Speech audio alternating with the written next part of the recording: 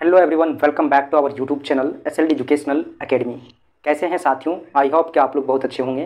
Previous के video में हम लोगों ने बहुत ही बारीकी से आपके जो सेमेस्टर 2 का जो सिलेबस है उसके ऊपर डिस्कस किए। साथ ही साथ आपको कौन सा बुक को परचेज करना है, किस तरीके से आपका एग्ज़ाम का जो है वो पैटर्न है, और आपको जो है ना कैसे डे 1 से मेहनत करना है, इन तमाम चीज़ों के ऊपर हम लोग प्रीवियस के वीडियो में डिस्कस किए हैं बहुत ही बारीकी से। आज हम लोग क्लास को स्टार्ट कर रहे हैं और ये आपका मेजर पेपर 2 होने वाला है, ठीक है। और मेजर पेपर 2 में आपको पता होगा कि टोटल जो है आपको 5 यूनिट पढ़ना है ना। सॉरी, आपका 4 यूनिट पढ़ना है ना, नहीं 5 ही यूनिट है।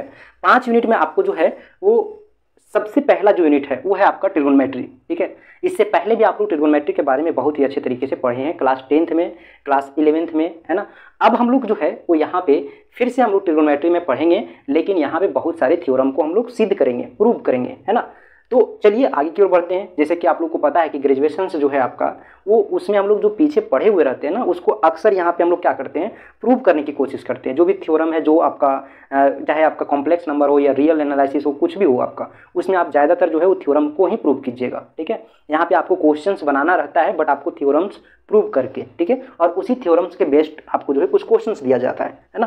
तो चलिए यहाँ पे देखिए, आपका ट्रिगोनोमेट्री के अंतर्गत आपको एक टॉपिक दिया हुआ है polar form of complex number. लेकिन उससे पहले जो है दोस्तों, आप लोगों को क्लास 11th का जो कॉम्प्लेक्स नंबर था उसको जानना बेहद जरूरी है। तो चलिए हम सबसे पहले आप लोगों को कॉम्प्लेक्स नंबर से आपको फैमिलियर कराते हैं, कॉम्प्लेक्स नंबर से आपको रूबरू कराते हैं। उसके बाद हम लोग polar form of complex number जानेंगे, जो आपके आगे का जो सिलेबस है ना, सिलेबस में जो आपका आगे का यूनिट है ना, उस यूनिट में आपका, जैसे कि मान लीजिए हम बोलने यह चाह रहे हैं कि जो आपका polar form of complex number के बाद जो आपका टॉपिक है डी मोवियर्स थ्योरम और nth रूट ऑफ यूनिटी, या फिर डी मोवियर्स थ्योरम से रिलेटेड जो आपका थ्योरम्स है ना, उस सभी चीज़ों को जानना है। तो आपको सबसे पहले इस कॉम्प्लेक्स जो नंबर है ना, आपका polar form of complex number, इसको जानना बेहद जरूरी है। इसको जब आप लोग बहुत अच्छे तरीके से सीख जाइएगा ना, तो आगे जो आपका जो पॉइंट है, जो आपका टॉपिक है, वो समझना आसान हो जाएगा।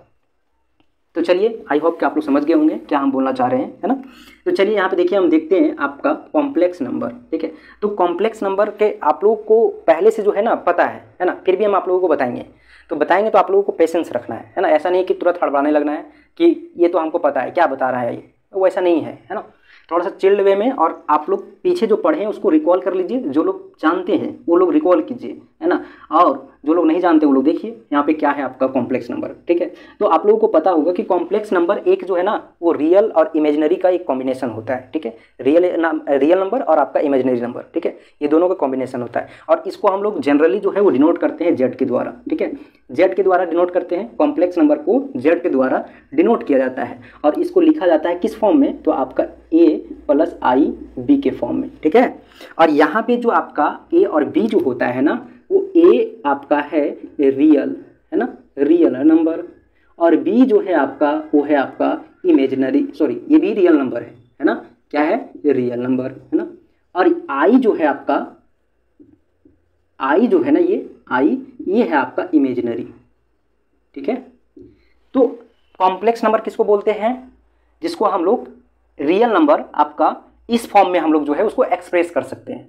क्या बोलना है आपको कि कॉम्प्लेक्स नंबर ये एक नंबर है ना, और उसको हम लोग डिनोट करते हैं जेड के फॉर्म में, है ना, जेड के रूप में, और इस जेड को हम लोग इस रूप में जो है एक्सप्रेस कर सकते हैं, ठीक है, a + i b के रूप में, ठीक है। इसी को हम लोग बोलते हैं आपका कॉम्प्लेक्स नंबर। अब यहाँ पे देखिए, इसका दूसरा फॉर्म भी होता है, ठीक है। इसी को जो आपका कॉम्प्लेक्स नंबर है ना, इस कॉम्प्लेक्स नंबर को पेयर में भी आप लोग जो है रिप्रेजेंट कर सकते हैं, ठीक है। तो पेयर में आपको रिप्रेजेंट करने के लिए आपको क्या होगा, z = a आपका b, है ना। तो यहाँ पे a और b जो है इसको हम लोग बोलेंगे रियल पार्ट, क्या बोलेंगे, रियल पार्ट, है ना। और ये जो हो जाएगा ना आपका, ये हो जाएगा आपका इमेजिनरी पार्ट, है ना, इमेजिनरी पार्ट, ठीक। तो आप लोग समझ गए कि जो है आपका कॉम्प्लेक्स नंबर, सिंपल अगर कोई पूछ दिया आपसे कि कॉम्प्लेक्स नंबर बताइए, तो कॉम्प्लेक्स नंबर क्या बोलिएगा, कॉम्प्लेक्स नंबर जिसको हम लोग जेड के रूप में डिनोट करते हैं, और उसको हम लोग एक्सप्रेस कर सकते हैं a + i b, या फिर आप लोग ऐसा कहीं आपको मिल गया x + i y, तो आपको बढ़ाना नहीं है, एक ही चीज़ है, ठीक है। ये आपका a और b जो है आपका x y क्या है, एक वेरिएबल है जो कि आपका रियल नंबर को बताता है ना। तो आपको यहाँ पे बताना है कि ए और बी क्या है, आपका एक रियल नंबर है, आई जो है आपका इमेजनरी है, जिसको हम लोग जनरली क्या बोलते हैं, आयोटा बोलते हैं। ठीक है, आयोटा का वैल्यू क्या होता है आपका, आई इज इक्वल आपका √-1 है ना। ये सारी चीज़ों के बारे में आप लोग बहुत अच्छे तरीके से पहले से ही जानते हैं, लेकिन फिर भी हम आपको बता रहे हैं क्योंकि यहाँ पे जानना जरूरी है।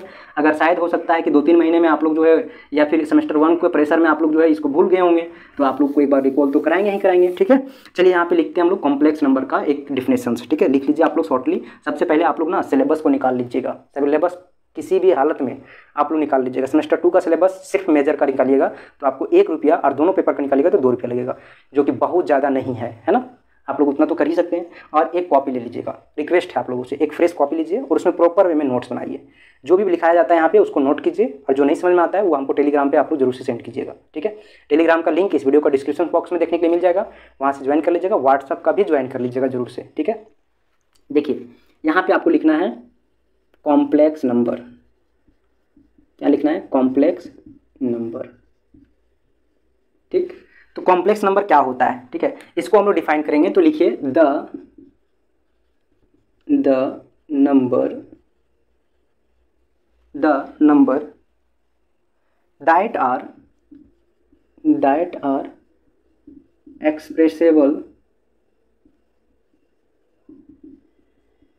एक्सप्रेसेबल in the form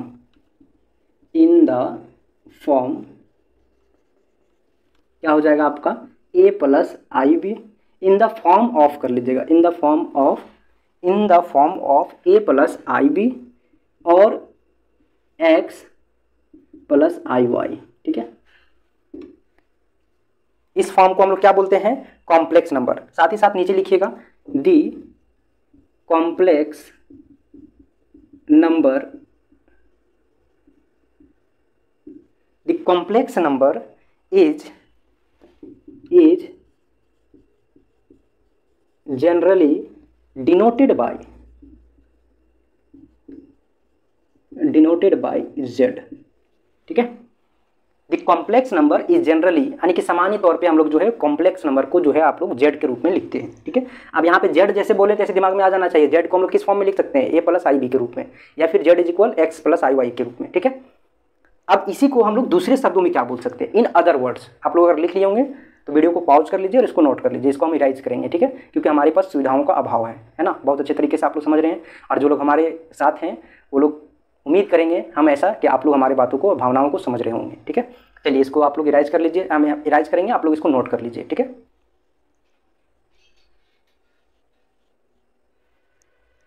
अब यहीं पे आप लोग ना इसको लिख सकते हैं, अगर आप लोगों को दिख रहा है तो इन अदर वर्ड्स, इसको दूसरे शब्दों हम क्या बोल सकते हैं। ठीक है, तो दूसरे शब्दों में इसको हम बोल सकते हैं कि एक complex number defined as an order pair. ठीक है, ऑर्डर पेयर दिख रहा है आप लोगों को, चलिए यहाँ तक तो दिख रहा है। ठीक है, ऑर्डर पेयर। अब ऑर्डर पेयर कैसा होगा, a, b के रूप में। ठीक है, ये आपका a, b जो है आपका ऑर्डर पेयर है। ठीक है, ऑफ रियल नंबर, है ना, ऑफ रियल नंबर।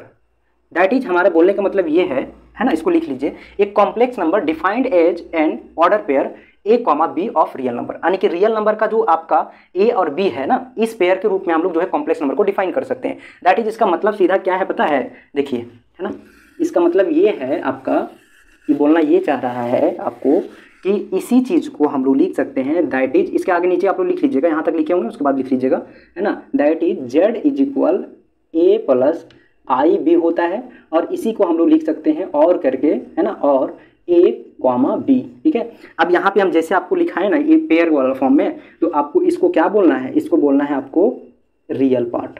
क्या बोलिएगा, रियल पार्ट। और इसको क्या बोलिएगा, इसको इमेजिनरी पार्ट बोलिएगा, है ना, इमेजिनरी पार्ट। यही चीज़ हम बताना चाह रहे थे। ठीक है, अब एक चीज़ आप लोग यहाँ पे लिख सकते हैं, है ना, या फिर हम बोल देते हैं, आप लोग लिख लीजिएगा। ठीक है, जो आपका यहाँ पे रियल पार्ट और आपका इमेजिनरी पार्ट है, ठीक है, तो आपको इसको लिखना है कि आपका जो है वो यहाँ पे ए जो होगा, है ना, इसी चीज़ को अगर आप लिख दीजिएगा तो हो जाएगा। ठीक है, इसी फॉर्म में आप जो है वो यहाँ पे इस तरीके से लिख कर, इस तरीके से और करके ए और बी एक पेयर बनाइए और इस तरीके से अंडर आप सर्कल कर दीजिएगा और नीचे लिखिएगा रियल पार्ट, रियल पार्ट। ठीक है, लिखना थोड़ा सा आप कम कीजिए ना, थियोरेटिकल चीज़ों को आप डायग्राम के माध्यम से जितना अच्छा तरीके से लिखिएगा इमेजिनरी पार्ट उतना अच्छा से आपको याद होगा।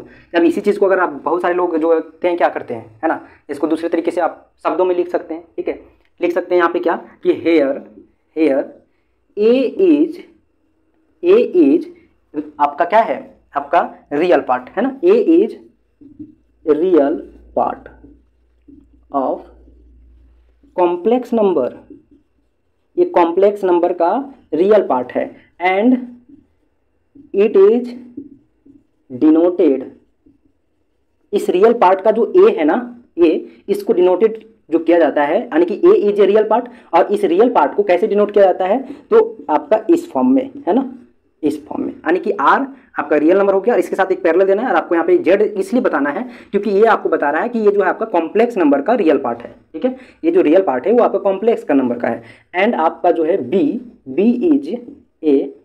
इज इमेजिनरी पार्ट है ना, क्या हो जाएगा, इमेजिनरी पार्ट। ठीक है, B is imaginary part and of complex number and साथ में लिख लीजिएगा and it is denoted by I से डिनोटेड किया जाता है, यहाँ पे जेड लिख लीजिएगा क्योंकि ये कॉम्प्लेक्स नंबर का जेड है ना।